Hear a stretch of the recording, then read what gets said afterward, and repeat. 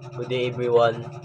Let's explain that why legal medicine is commonly focused on physical evidence.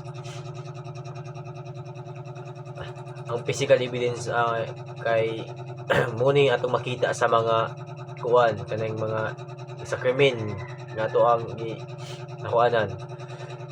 Ang makita nato diya ang mainly makita nato diya sa mga krimen is ang mga weapons or unsa diha mga aparatos nga gipagamit sa krimen nga pwede nato magamit laban sa korte.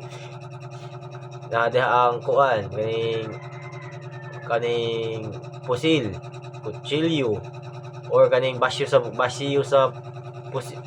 kuan sa basiyo sa kaning pusil para then kana nga mga kuan fingerprint, DNA sa diha mga basta kay makita sa kuan kanang investigator. Then nganong importante magud ang kuan kaning legal kaning legal medicine kaning kuan physical evidence kay ang physical evidence manggod isa siya sa kuan way para mapadali ang kuan resolba sa kaso ingana. Then also para pud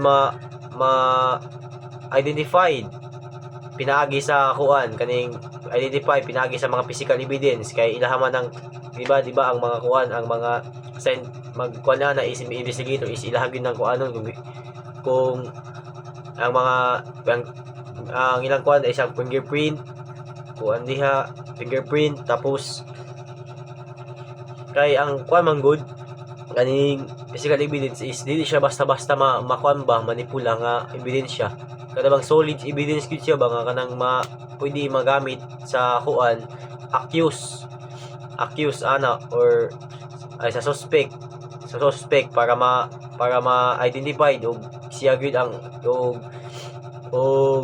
siya bagay kuan siya habag gid nga kuan krimen nga nabuhat para mabalaan ba or kuan ba siya accuse ba siya or kuan dili. Then kuan ang kay kalahian magud sa kuan kaning evidence ay kanang physical evidence sa mga lain-lain nga mga klase sa ebidensya is para sa testimonial evidence. Ang testimonial evidence is pwede man na siya manipula ng kuan kanang testimonial evidence pwede siya matik-atik ana pero kanang kuan physical evidence di gyud na siya basta-basta makuan manipula kay solid evidence magud na di mo basta-basta makuan. So then ako muna nabalaan about sa kuan sa physical evidence nganong importante ang physical evidence. Then thank you and God bless.